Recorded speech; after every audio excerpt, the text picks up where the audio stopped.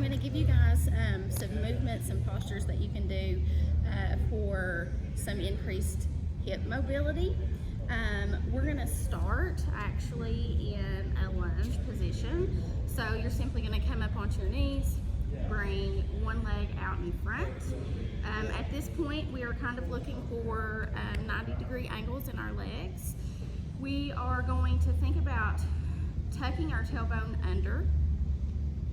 Whenever you do this, you're going to feel something happen there in your hip flexor on your down leg. You can bring your arm up and overhead. Find a big inhale here, and on the exhale, allow yourself to tip over towards the side. So from the front, it just looks like this.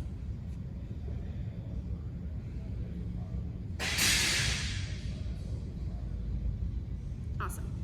Now, we can also find a low lunge position to find some additional opening in that front hip flexor. So we're going to bring that foot out in front, our front leg. We're going to tuck the toe of our back leg under. And we're simply going to allow gravity to do the work here. So we're going to start to just fall forward. You can come to this position, hang out for several breaths.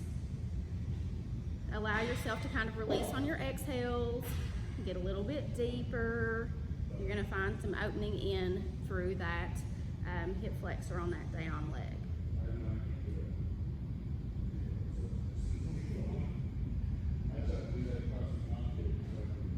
Awesome. So obviously you would want to do that on both sides. Another movement that we can do to help to increase our hip mobility is what we would call like a 90-90. So you're going to find yourself on your mat. One leg's going to be out in front of you. Again, the idea being that we have 90-degree angles at our knee and our hip joint for both legs. So just being really conscientious about that and the placement of your legs. Now from here, this right here, it could be intense in itself. You might also experiment with folding over the front leg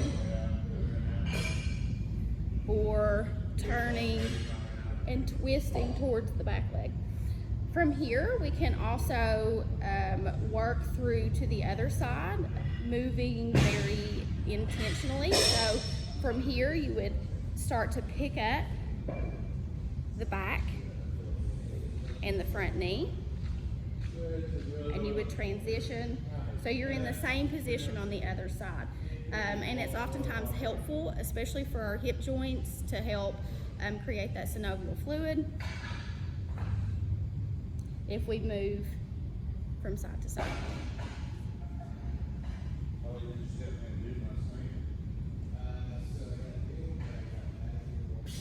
Great.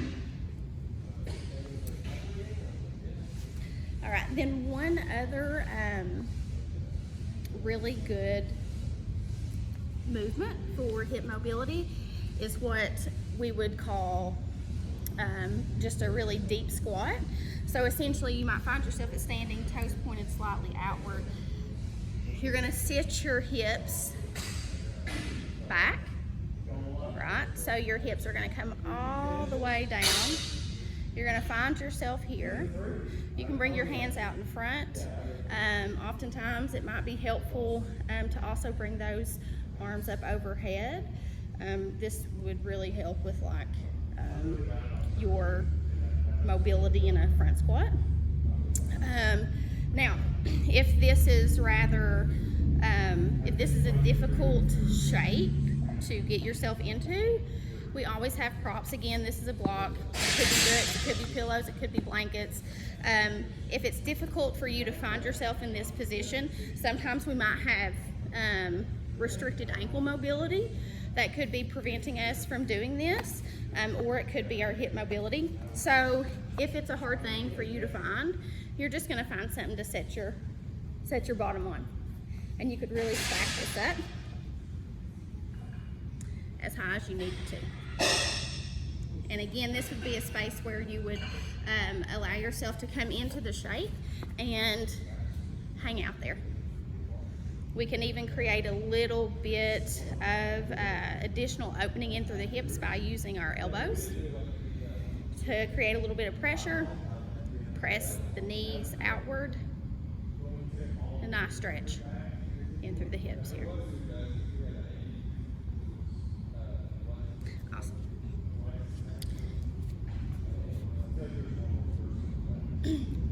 Now I'm going to talk a little bit about pigeon pose, which is another good hip opener. We have lots of options with it. I'm going to show you a closed pigeon as well as a reclined pigeon and give you some options for how you might find yourself in this particular shape.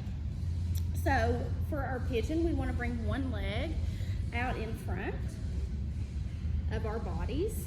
And the idea is that we are attempting to make our shin parallel with the top part of our back. So again, kind of thinking about that 90-degree angle.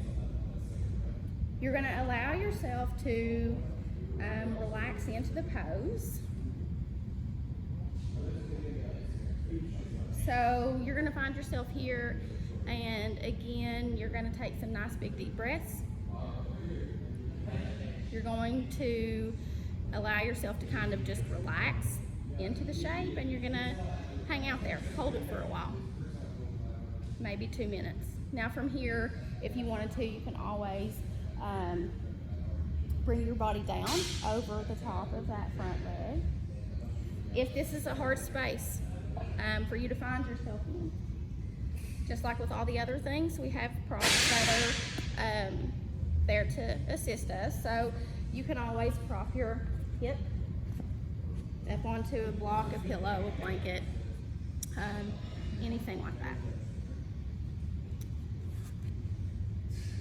Now, if we were going to do this in the recline position, we're simply going to come onto our backs. We're going to bring an ankle to the opposite knee, so we're in like a little figure 4, and we're just going to bring that knee in towards the chest. Maybe take your hands, thread them behind the knee, and hug that knee in towards your chest. And then relax and breathe.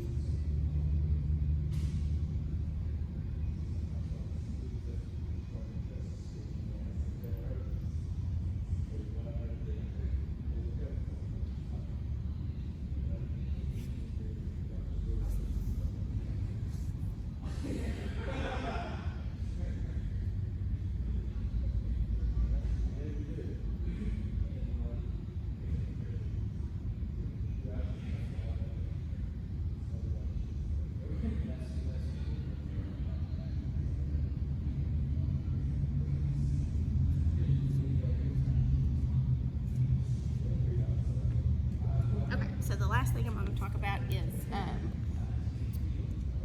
side lunges. So you're going to find a really wide stance, and you're essentially going to start to bend one knee as you send the hips back, and maybe start out by alternating sides. So like a Cossack squat. And after you have kind of moved between the two sides a little bit, you might even allow yourself to come all the way down on one side and settle in here. Give yourself maybe 30 seconds to a minute on each side. So you move from this side over to the other side. Relax, hang out. And invite some space into those hips, into the